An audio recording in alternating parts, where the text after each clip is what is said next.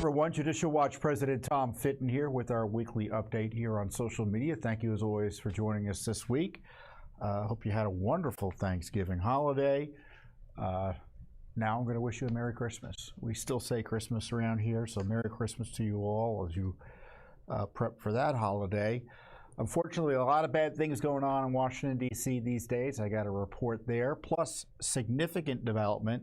Judicial Watch just obtained a key email that blows out of the water Joe Biden's falsehoods about his involvement with his son's business dealings and what was going on when he was vice president and his son was over there representing Burisma from Ukraine.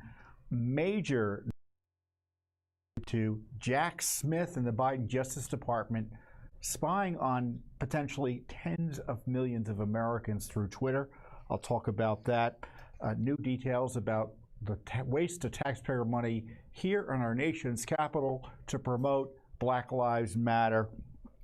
And then first up, though, is the fact that George Santos, the congressman from New York, that's the news this week, it's literally just happened a few hours ago, has been expelled by the House of Representatives. 105 Republican congressmen joined Democrats to achieve the 2/3 majority necessary for expulsion. And Santos had been indicted by the Biden Justice Department, if the evidence is to be believed, on rather significant and serious crimes. The House Ethics Committee rushed through an investigation in order to generate support for bouncing him out, which they did. And, you know, George Santos obviously has significant ethical and criminal liabilities, but this is the first time, as best I understand it, that a House member was knocked out of the House for crimes for which he is yet to be convicted. And I think it's more than a little bit interesting that a lot of those Republicans who voted to knock him out, and, you know, I think all things being equal, a vote to expel him isn't the end of the world. The idea that a House member can only be expelled unless he's convicted, I guess it's a good rule, or it might be a useful rule, but I don't know if it should be a set rule, given the fact that most politicians are corrupt and will never be convicted. So I don't know if that's the standard. But given everything that's going on in Washington, D.C., to have these 105 Republicans, most of whom you will look at and see through reports, have zero interest in impeaching Biden or even investigating Biden or impeaching anyone else. Just less than 2 weeks ago, just before Thanksgiving, it was a week before, yeah, it was about 2 weeks ago, a little over 2 weeks ago. I guarantee you, if you look at the 100 or so Republicans who voted to expel Santos, you will find almost one for one a match with those Republicans who work with every single Democrat, practically speaking, to vote for a continuing resolution which fully funded Biden corruption and abuse. Everything, as I say on Twitter. I will hazard a guess that the Republicans who voted to expel Santos almost all voted to fully fund Biden corruption and abuse 2 weeks ago. And a number of House Republican members reportedly uncomfortable with even investigating Joe Biden or any Biden official for impeachment voted to expel Santos. That's why you should be following Judicial Watch and me on Twitter, because these are the truths that you won't hear from too many people. And so Santos is now no longer a House member. And not one Democrat who has abused the rights of Americans repeatedly, like Adam Schiff, has been held accountable. I mean, he was thrown off one committee, but he still serves on other committees. It was just noted today through Just the News from a Republican congressman who alleged that the videotapes of the depositions of witnesses in that Pelosi January 6th investigation by that Rump committee that was comprised only of Pelosi appointees are disappeared. They're not around. No one knows where they are. The thinking is that they were destroyed. Is the chairman of that committee, Benny Thompson, going to be knocked out or expelled for destroying evidence? Judicial Watch filed 2 ethics complaints against Adam Schiff. 2 ethics complaints. One concerning his mishandling and exposure of classified information. Filed an ethics complaint against Maxine Waters, who you may recall encouraged violence against Trump officials. We filed an ethics complaint against Ilhan Omar, who the evidence showed there's significant evidence that she engaged in marriage, immigration, and tax fraud. The House Ethics Committee has yet to act on any of those ethics complaints. Yet they did this bum rush of an investigation against Santos, not because they had ethics concerns about Santos, because they didn't want him in there for political reasons. And if I thought this was a kind of a good faith analysis of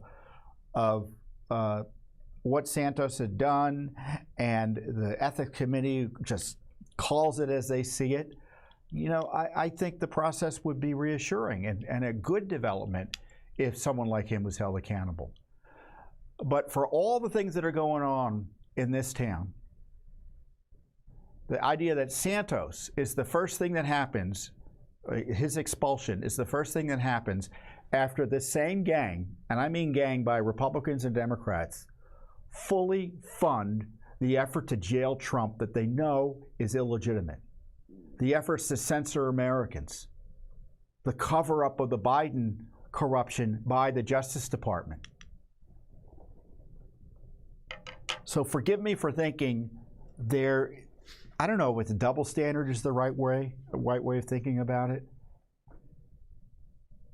Maybe it's I often say it's a single standard. It's this fear-based decision making by too much of our establishment. They're afraid to take on the real powerful, but they're happy to take on folks who can't fight back. I mean, Santos is probably a crook. I mean, I have no doubt he did something pretty awful. But the idea that he's the only one in the dock on this is just as absurd, because there are so many other corrupt officials, and there's not going to be any effort to remove anyone else. There's not going to be an effort to remove Schiff, for instance, or Swalwell, who similarly engaged in misconduct with that Chinese spy, although he says the FBI exonerated him. Well, isn't that worth an ethics committee investigation? I don't know. Even Senator John Fetterman, the liberal Democrat senator from Pennsylvania, he said, yeah, Santos is terrible, but we've got this guy Menendez in our Senate too, who's a Democrat. The leftists don't like him too much, though. They're not going to expel him. And of course, there's this go slow impeachment investigation.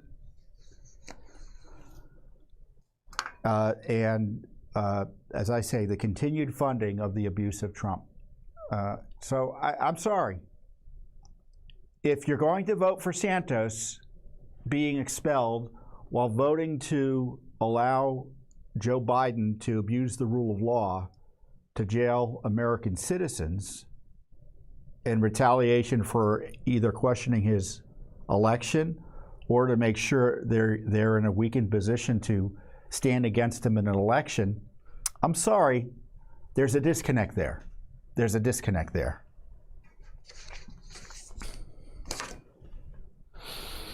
So I'd like to say here, this is one way to think about it. The Republicans have controlled Congress for almost a year now, right? 2022, right? That's when they took over. The most significant anti-corruption work they've done is to remove a Republican from Congress.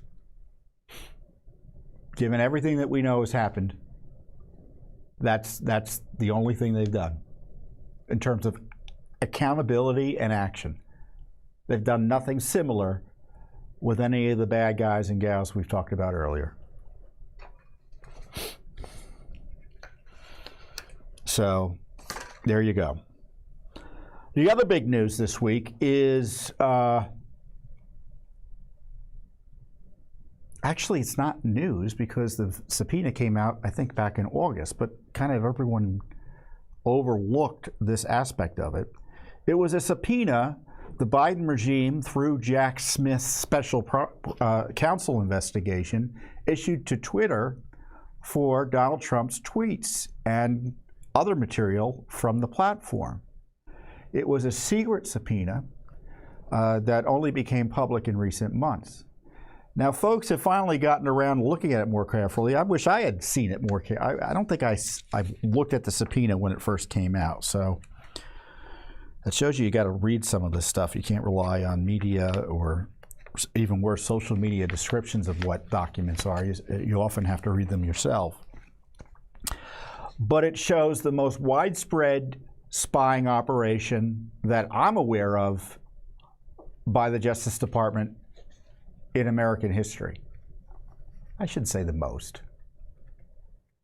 Well, it's 68 million. How many Twitter followers did Trump have? 68 million? Well, maybe it is the most. It was a subpoena signed by Judge Beryl Howell, an inveterate anti-Trump judge, partisan, who has consistently ruled against Trump on all matters, basically upended the rule of law to get Trump. In fact, she was just given a speech recently talking about authoritarianism and the big lies, just using Democratic Party talking points as a sitting federal judge. Incredible example of bias. And she signed on to this sweeping subpoena that Twitter didn't object to, other than that they didn't think that they should be required not to tell anyone about it. They wanted to tell folks that they were issued this subpoena. And the courts wouldn't let them, the anti-Trump courts here in Washington, D.C. But a key portion of the subpoena isn't directed at Trump. It's directed at you if you were a Trump follower on Twitter. Let me get to that page here. It's page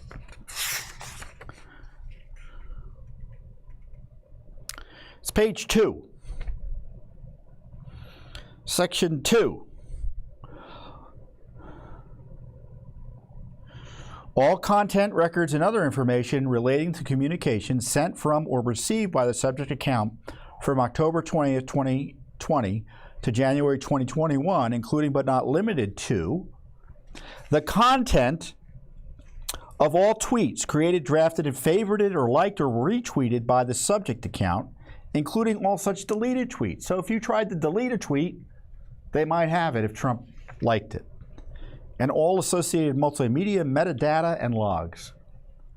Okay, so at least that's directed in theory at Trump, and it might catch up other people, maybe assuming the subpoena is credible or in good faith, within reason.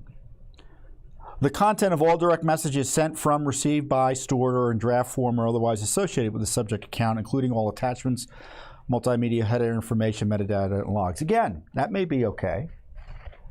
So if you're not a user of Twitter, people can tweet, but they also can communicate privately through a direct messaging application.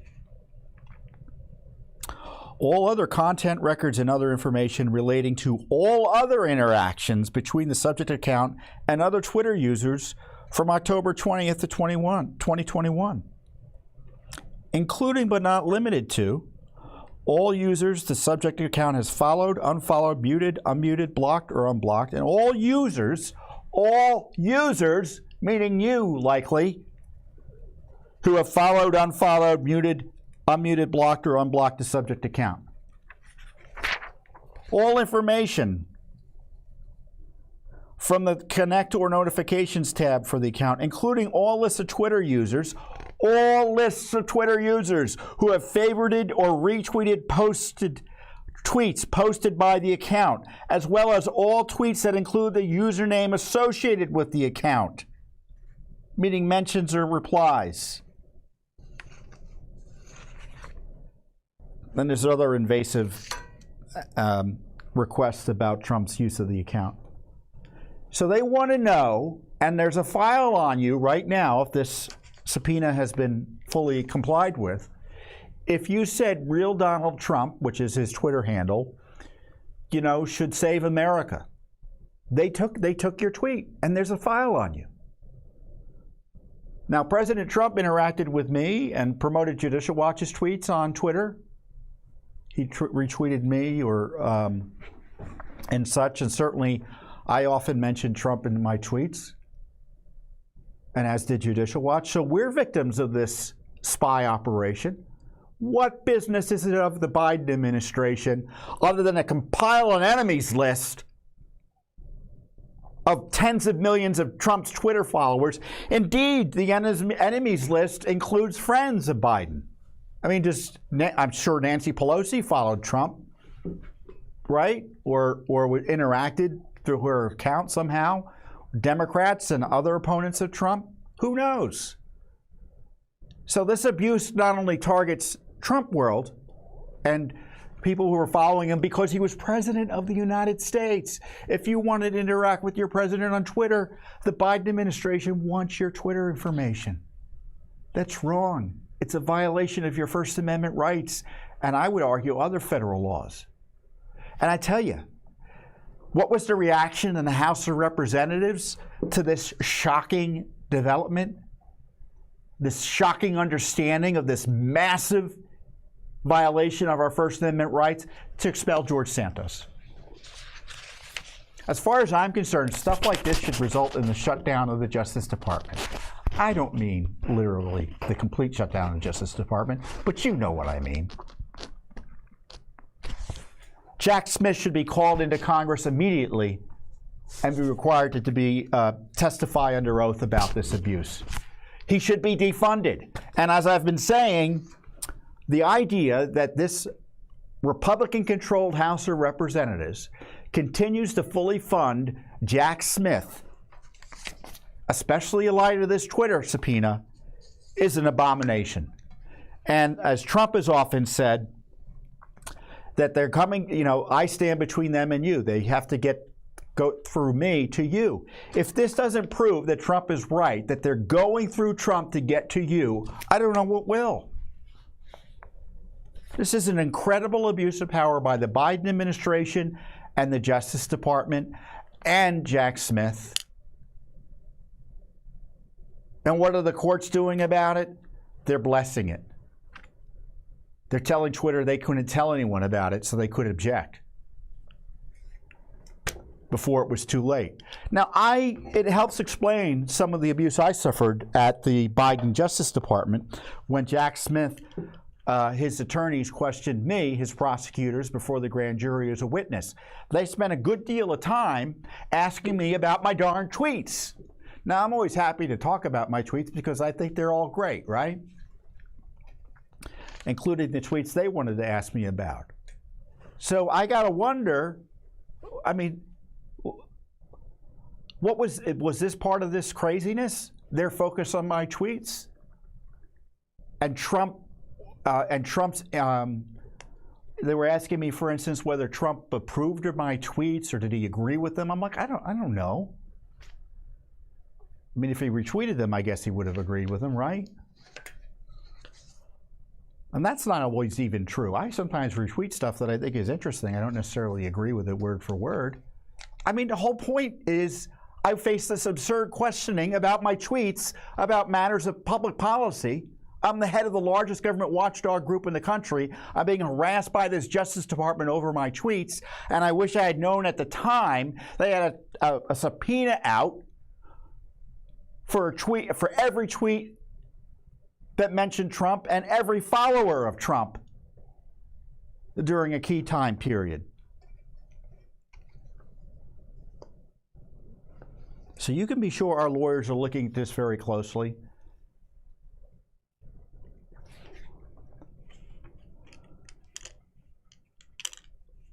So this is what's happening in Washington, D.C. And Speaker Johnson,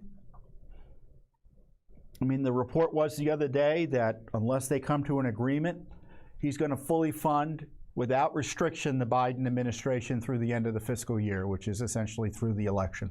No effort to, beyond passing a restriction that's never going to be agreed to by the Senate. They're not going to shut down an agency of the government over any of this. They're not going to do it. That's what he said. At least that's what the reports are. Maybe he'll change his mind, or maybe the reports are wrong. So this is where we are.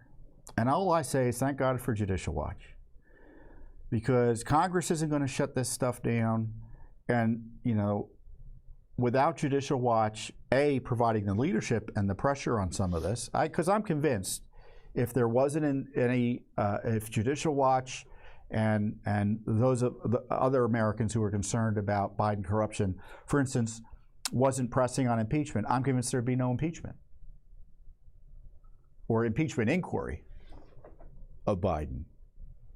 And a lot of these investigations into Biden really are following Judicial Watch's lead as well. But in the end, Judicial Watch can't defund this abuse. They can. And I don't think there's any good excuse not to try and make it a red line. Maybe just pick one thing that they want to fight over. That no, the government can't do this, and if you want to do it, you're not going to have any money for it, and the government's going to shut down until you stop doing it. Just pick something.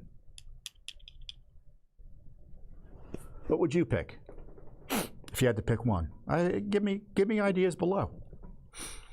I mean, you could pick the border, right? No money for sending illegal aliens from the border to the interior of the country. We're not going to fund our own invasion. We could pick censorship. We're not going to fund our censorship. I mean, it was just the other day, who was it? It was in Politico, I think, or one of the major newspapers. I don't know. So the Biden administration is frustrated that inflation continues to be the concern of the American people. So they're seeking to censor it online, tweets and information and complaints about inflation. And the Biden White House is monitoring it and trying to get big media, the big social media companies, to censor your complaints on inflation. I mean, so it hasn't stopped, guys. It hasn't stopped.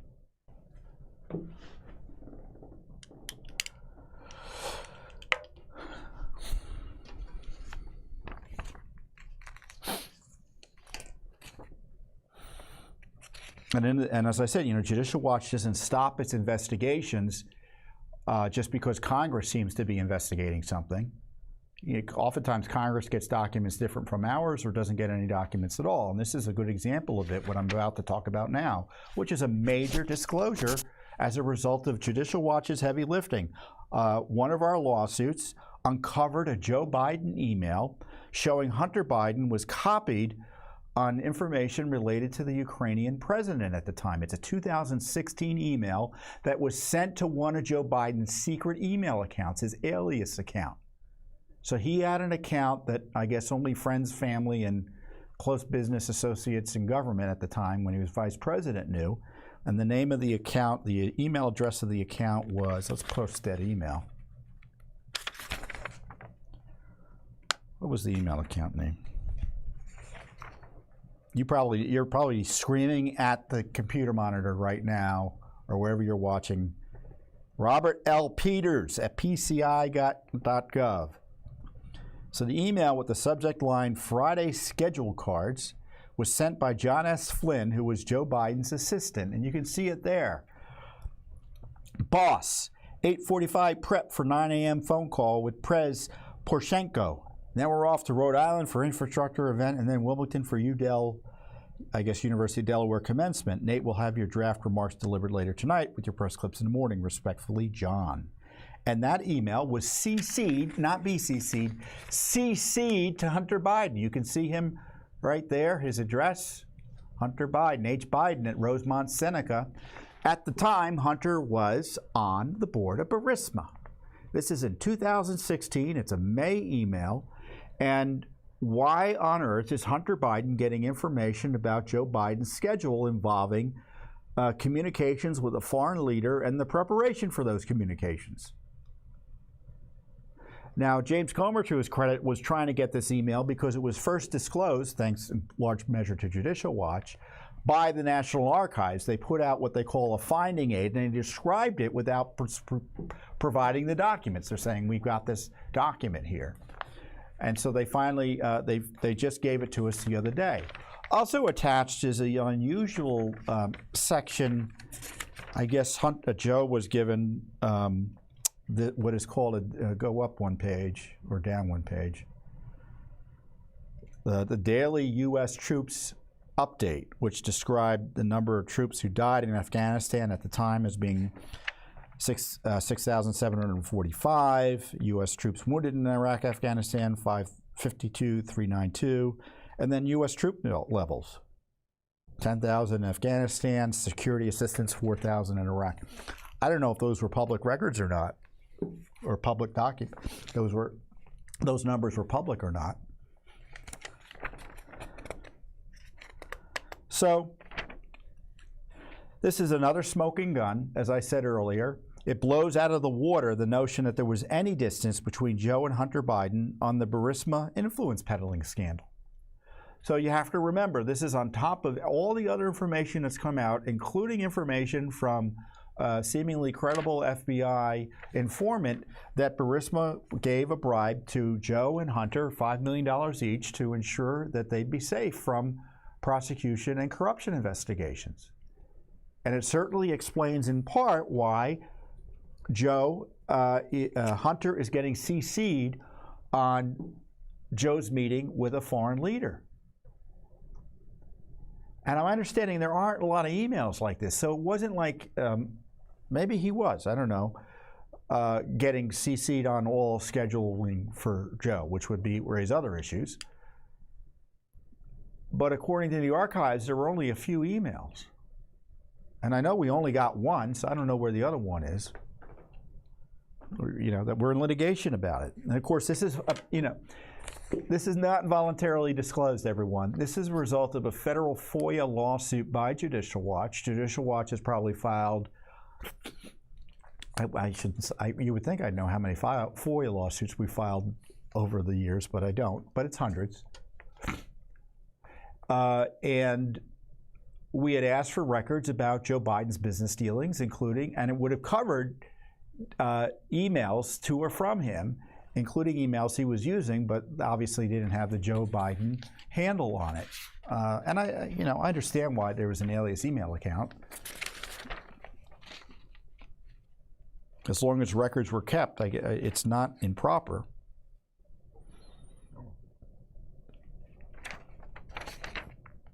We filed this lawsuit in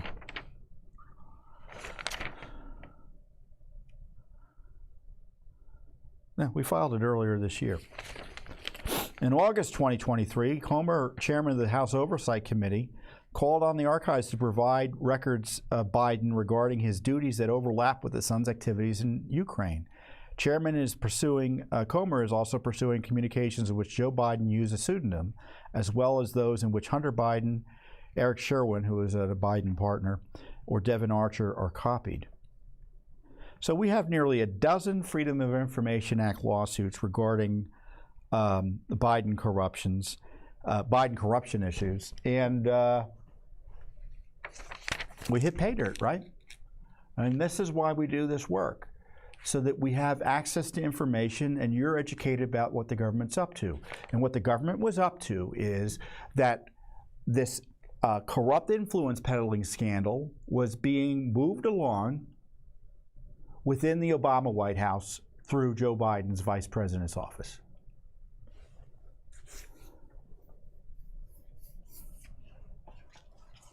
Incredible, huh?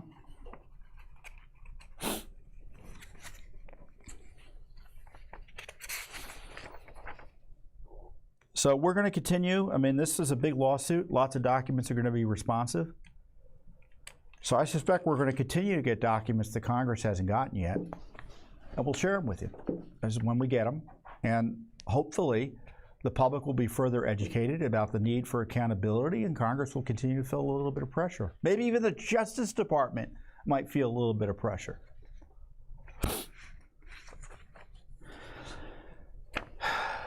So, Black Lives Matter has been in the news a lot recently because they support murderous terrorists in Israel who want to kill every Jew in the land there. Let's be blunt.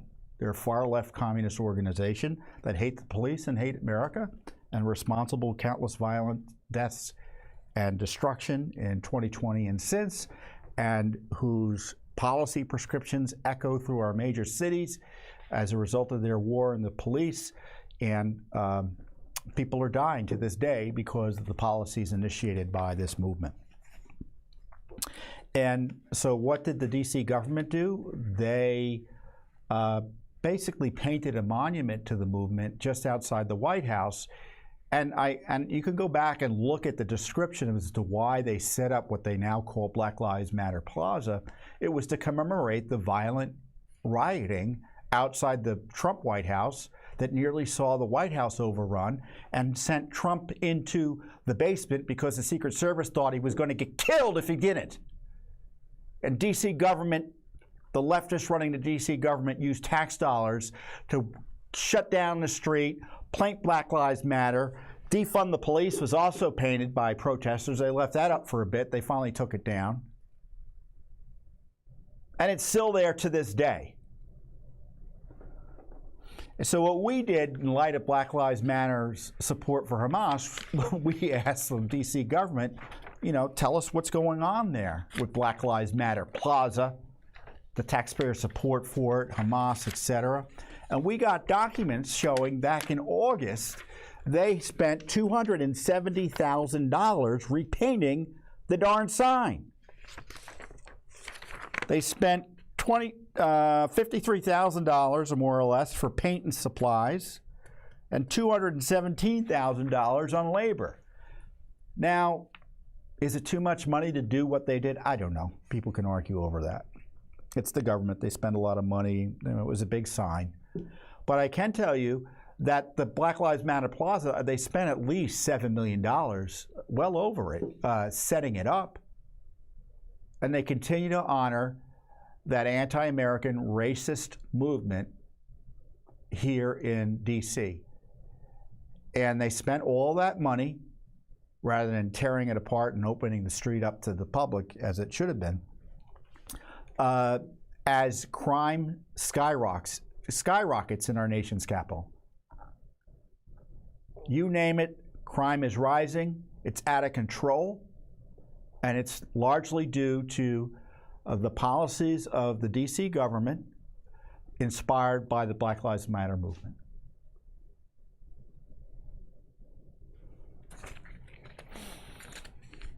I mean, I just saw the other day, there was a person convicted of shooting someone in the back and murdering him with 2 other people. And you know, he went to jail. You know how long he's going to jail for? 12 years. 12 years for murdering someone. And you know, we can go through story after story about young people who are repeat offenders being let out. But you have this you know, it's one thing to have this anti-American, communist, revolutionary ideology. It's another thing to have government officials promoting it. So that's what's so objectionable about it.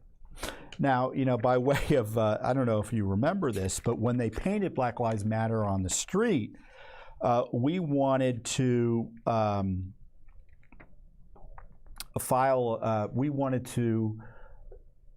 get equal time. We wanted to paint Judicial Watch's motto, which should be unobjectionable, because no one is above the law, which is our motto and motivation, on the street near here in Washington, near to our headquarters here in Washington, D.C. We would have done it anywhere, really, in some respects. And we sued, and of course they didn't want to let us do it. And the government said that the court said we couldn't do it because the government had a right to free speech and they didn't have to give us equal time. Some garbage decision like that.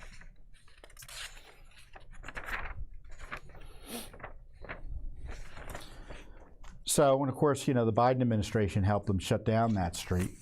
And, you know, now it's harder to get around the District of Columbia, our nation's capital, because of that shutdown over there. And So the most prominent signage near the White House for America is a giant sign on the street, Black Lives Matter, painted with your tax dollars. And it's local money in the sense that, you know, the D.C. government appropriates it, but the D.C. government relies on the federal government for the good bulk of its spending, and so you can be sure your money helped fund it as well. I was talking about a few weeks ago a major court decision in Georgia by a left-leaning judge, by all accounts, in the Northern District of Georgia. And it was a case filed by citizens or a group concerned about election systems and election voting systems and such.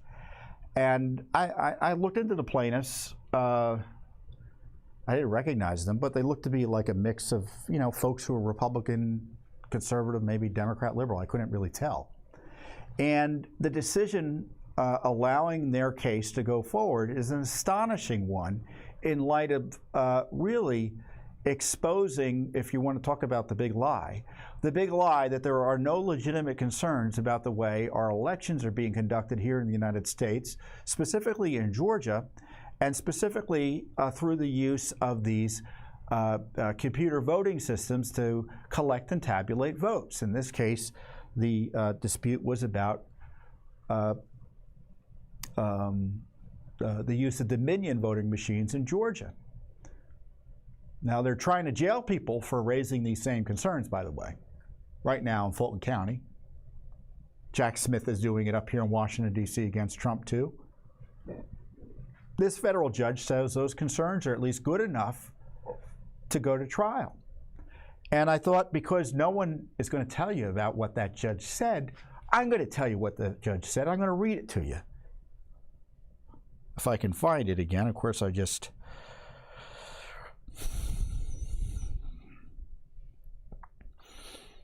Give me a second. I got to go do my little search for it.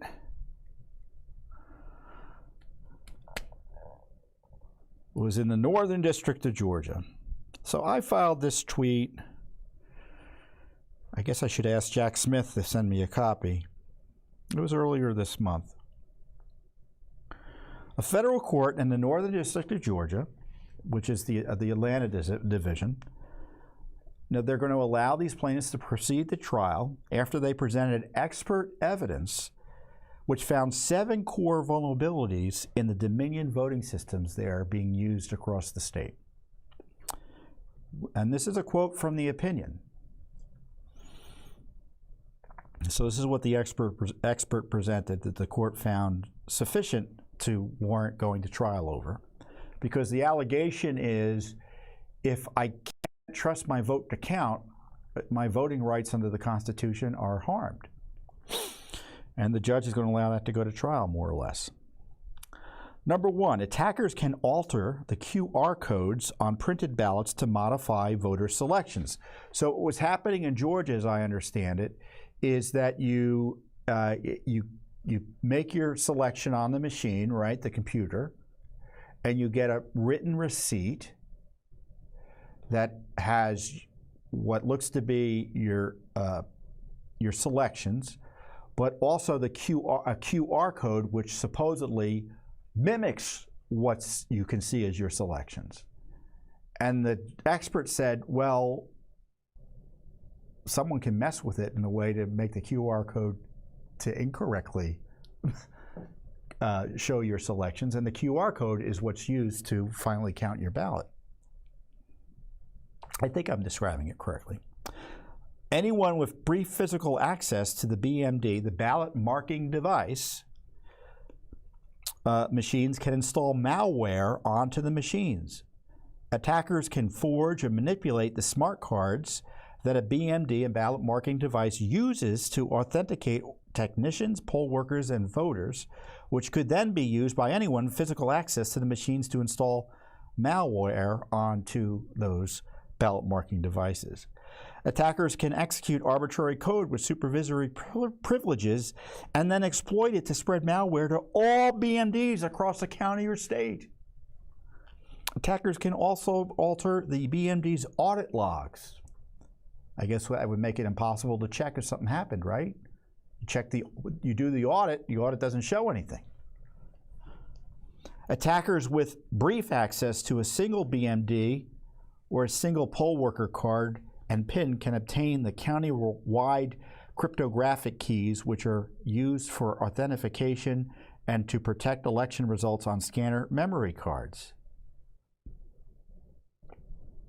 A dishonest election worker with just brief access to the ICP scanner memory card could determine how individual voters voted. There's my tweet there.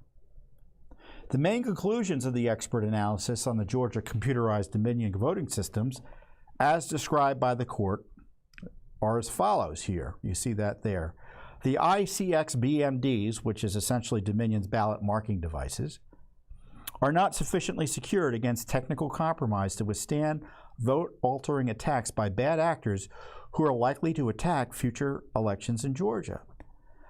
Those machines can be compromised to the same extent as or more easily than the AccuVote TS and TX DREs they replaced. So initially these folks came in and they were complaining about the prior machines, and they came up with new machines and they're not much better. That's kind of what the court's saying there. Despite the addition of a paper trail, ICX malware can still change individual votes in most election outcomes without detection. Although outcome-changing fraud conducted in this manner could be detected by a risk-limiting audit, Georgia requires a risk-limiting audit of only one contest every 2 years. So the vast majority of elections and contests have no such assurance. And even the most robust risk-limiting audit can only assess an election outcome. It cannot evaluate whether individual votes counted as intended. The vulnerabilities also make it possible for an attacker to compromise the auditability of the ballots by altering both the QR codes. You know what a QR code is? I mentioned it earlier. It's the square barcode looking things you've seen. You take a picture of them with your phone and it sends you to a website or gives you something, right?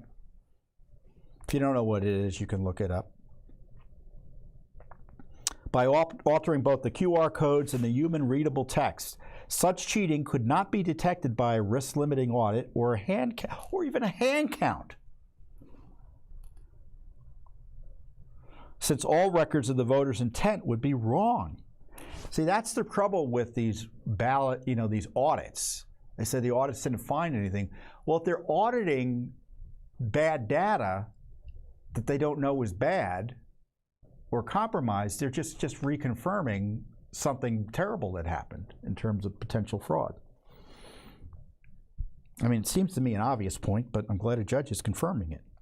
Using vulnerable BMDs, the Dominion ballot marking devices, for all in-person voters, as Georgia does, greatly magnifies the security risk compared to jurisdictions that use hand-marked paper ballots to provide BMDs to voters upon request. And I know in the District of Columbia, like for instance, I don't think it's the same now. So you had a choice to use a ballot marking device that was completely computerized, right? And or they gave you a sheet and you could fill in the circles, with your pencil as to your selections, and you bring the sheet over to the ballot official and they'd run it through the scanner, right? And that's probably a lot of the way a lot of jurisdictions vote that way. And what they're saying here is that a more secure way to vote, according to the expert the judge is citing approvingly, is that ballot marking devices that are kind of available as an option are better with the option, obviously, to do paper ballots is more secure. And it makes a certain amount of sense because you don't know who's going to be using the ballot marking device. And it mitigates the risk. I mean, no election's going to be perfect, right? You want reasonable steps to be taken to mitigate the risk of fraud. Okay? And what this judge is concluding, that there's enough evidence to suggest those reasonable steps haven't been taken in Georgia statewide. Really significant decision, don't you think? The critical vulnerabilities of the ICX and the wide variety of lesser but still serious security issues indicate it was developed without sufficient attention to security during design, software engineering, and testing. It would be extremely difficult to retrofit security into a system that was not initially produced with such a process. Boy, oh boy. And something which I didn't quote is that we've talked about CISA, right? The Cybersecurity Infrastructure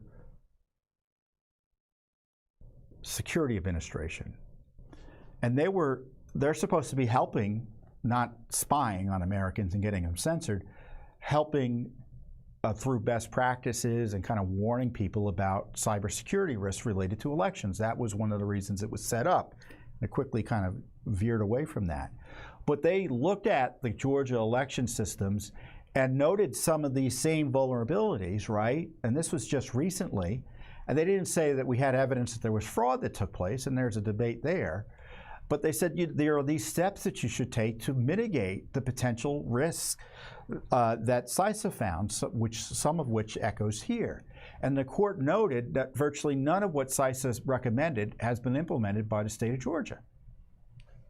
So this is still a major risk, and it's less than a year before the election now, or maybe less than a year. Whoa. So the question is, what can be done if they win at trial? Okay? And plaintiffs carry a heavy burden to establish a constitutional violation connected to Georgia's BMD, ballot marking devices, electronic voting system, whether in the manner in which the state defendants have implemented the voting system, i.e. that it imposes serious security voting risks and burdens impacting plaintiffs' voting rights, or otherwise.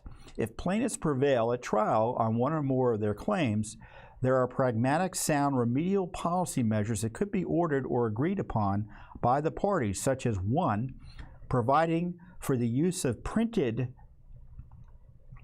ballots for vote counting without the use of QR codes, administering a broader scope and number of election audits to address vote count accuracy and other related issues, and 3, implementing other essential cybersecurity measures and policies recommended by the nation's leading cybersecurity experts and firms, including Department of Homeland Security, CISA. So I got a question for you. Have you read anything or heard that a federal court in Georgia found that there's enough evidence that Georgia's voting system, plaintiffs worried about their civil rights, should be able to go to trial on it? Have you read anything or heard anything about these details that I just shared with you? Now, knowing a lot of you, you probably have because you're diligent citizens and are interested in these things, but even if you are diligent, you might have missed this. This is a significant ruling. And of course, the left used to be concerned about computer systems related to voting until they thought that, Trump might benefit from it. As I said, the plaintiffs here seem to be an odd mix of left-right. I don't know. And this judge is a liberal. I think she's the Judge Totenberg. I think she's the sister of Nina Totenberg, the notorious NPR reporter. Very far left woman. Doesn't mean she's far left, but Totenberg, I think, is a liberal jurist. So this is an important decision, don't you agree? So the next time someone tells you that your concerns about the security of these voting systems are without basis, you should say, well, look at this decision here. And I think it's fair to ask your local election systems, did you look at this? Are you doing better than them? I think Dominion, I think even has a more secure system than this, and I don't think even Georgia's using it. I think that was in the decision as well. But this is an important decision, and this is what I love about Judicial Watch and the work we do via this broadcast. Because you're never going to hear about this but for us and Judicial Watch. And I encourage you to share this information widely. certainly if you're in Georgia, you should be asking what's going on here. What are we going to do about this? I mean, we shouldn't have to wait for a trial for the government to address this. To me, this is significant enough for honest government officials to begin an immediate audit of their systems to see what they can do to ensure that the election is going to be, that you can have better confidence in the election outcome in Georgia, given these security risks that have been outlined in this really powerful court decision. Now, we'll provide a link to the court decision below so you can read it in full. But boy, oh boy, I read that and I was floored. You know, because I've been vaguely aware of the debate. And then I said, what's going on here? When I saw the decision and I read it and I went, whoa. I had to go back like 2 or 3 times to the top to make sure it was what I thought it was in terms of being a federal court and, you know, the significance of the findings.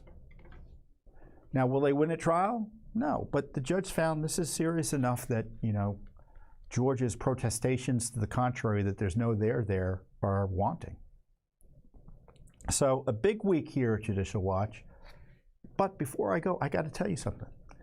So the 4th presidential debate is coming up in Alabama. It's going to be on the University of Alabama campus. The candidates who will be there, I'm not sure which candidates are going to be there, but I do know that Judicial Watch will be represented there because I'm recording questions that will be given to the candidates to respond to.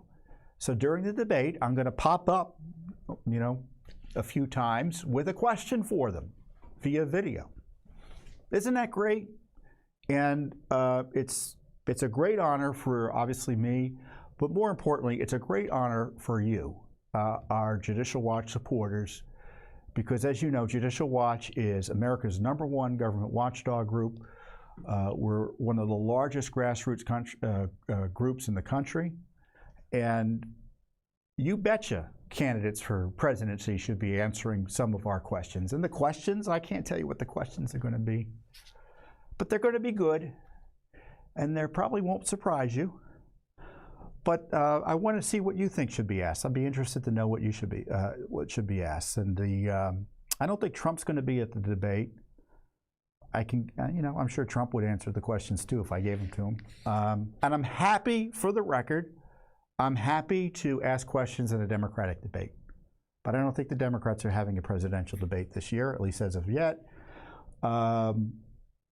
So it's an important educational opportunity for Judicial Watch to ask these questions about issues related to our mission, and in the process educating Americans about these issues, not only through the question, but through the responses from the presidential candidates. So a big victory for Judicial Watch in terms of being able to participate. You can watch the event. It's being sponsored or put on by News Nation, which is a newer network. Megan Kelly, who's has a great podcast now, she's hosting it, and I think the Free Beacon is participating as well, a conservative publication up here, and you can watch it online. I think it's going to be on Rumble. I'm sure it will be all over the news, but you can watch it online, obviously, and it's also going to be on, at least on the East Coast and maybe the Central Coast, you know, Central Time Zones, live on the CW, and I don't know what channel locally it is for you, but you can figure that out. So it's a great credit to Judicial Watch that we're able to participate in this important debate about the future of our country. And so I'm looking forward to seeing how the presidential candidates answer my questions. As I said, I want to see below what sort of questions you would ask them. Now, serious ones. And I'm going to. I have some non-serious questions I could ask them, but I decided, given how few I'm able to ask, I should probably focus on the big stuff, right? So with that, I wish you the best, and I'll see you here next week on the Judicial Watch Weekly Update. Thanks for watching. Don't forget to hit that subscribe button and like our video down below.